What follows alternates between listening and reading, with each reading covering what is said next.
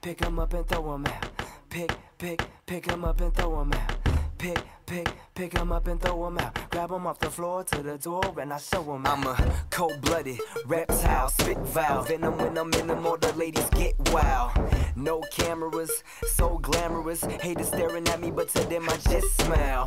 I'm a simple man, I like simple things. Give me a big booty bitch and some chicken wings. If you sick then, I'm in a histamine. So fresh when I'm spitting, Listerine. I'm quick with the kill, no suffering. My chicks got DSLs, no buffering. I'm raw with the sex game, no covering. And after I sleep, then I sleep, no cuddling.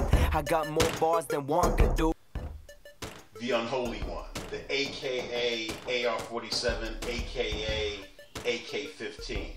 Good morning, good afternoon, good evening, and or good night. Use whichever one is appropriate for your viewing time. This is Windex for Your Mind, coming to you live and direct from the Fortress of Solitude.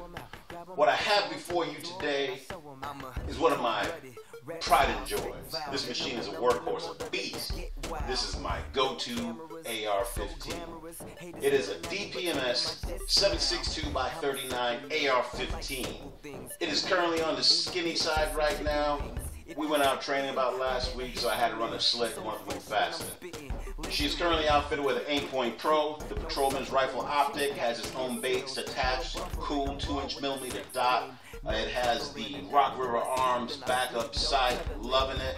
It also has the UTG mid-length carbine with the front foresight exposed. Also a beautiful thing. I can run everything I want to run in this rail. Margarita machines, blenders, whatever.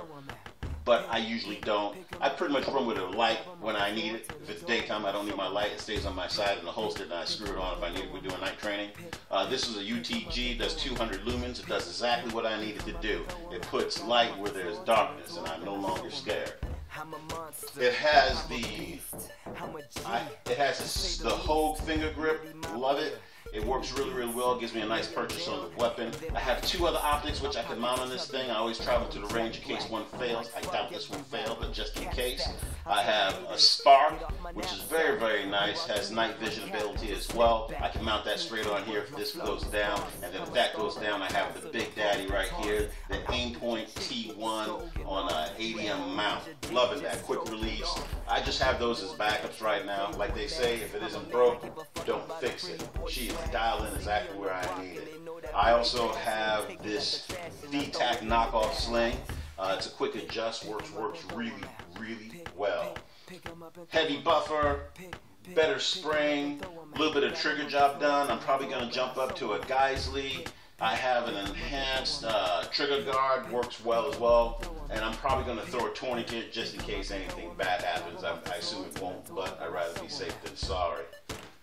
The stock for position, I usually keep in position 1 and position 2 so I can mount it right with my nose to the charger handle to ensure my accuracy. And then the cool factor here, which really has worked out for me, is that I have a ballistic data sheet. The ballistic data sheet covers from 3 yards to 400 yards, tells me my hole and tells me what the impact is on the other end, whether it be target or steel or hog. It's doing about right now a minute and a half worth of angle. I'm confident with this thing out to about 200 yards hitting head plates. That's a 10-inch steel plate. Ringing the bells, baby. Ringing the bells. I'm sincerely impressed with this weapon. This weapon, this caliber, when it hits that steel plate 200 yards out, it doesn't just hit them, it strikes it with the force of Thor's hammer. It gives it the proverbial bitch slap, if you will. These plates do not sing when they are hit. They cry and call for help after being hit. I believe there's about 900 foot-pounds when that round hits that steel. That's nothing to sneeze at. Accuracy is not an issue either. I'm doing about a minute and a half on average. There are people out there, I believe it's my coach buddy at Citizen Arms who owns that company. He's got basically a gun like this, same caliber AR-15, and it is doing sub-minute of angle groups out of the box with like Federal Winchester. I can't remember which one. I'm certain I can get this down to about a minute of angle with the right loads. The recoil on this weapon is really not an issue. I'll classify it as mild. It's more of a gentle push versus a snap like a 223. Many people fire my weapon, they like it, they wish they had one. I use this mostly for training, hunting, self-defense. It seems to do everything really, really well. I'm not really cool into buying things that are just necessarily cool. I could have bought a different light. I could have bought different accessories. Everything I have in here works and works for me. And I'm not really caught up into the fashion show that exists inside of the gun world, if you will. I have over 2,000 rounds to this thing, and I chose a 7.62 by 39 caliber due to its capabilities. In the hands of a skilled user, this platform reached out to 400 yards and hit a man-sized target. An AK-47 in comparison hit a man-sized target about 150 yards. There's a big difference. If you ever seen what this weapon will do to a pig, it almost makes me sorry for the pig. Almost.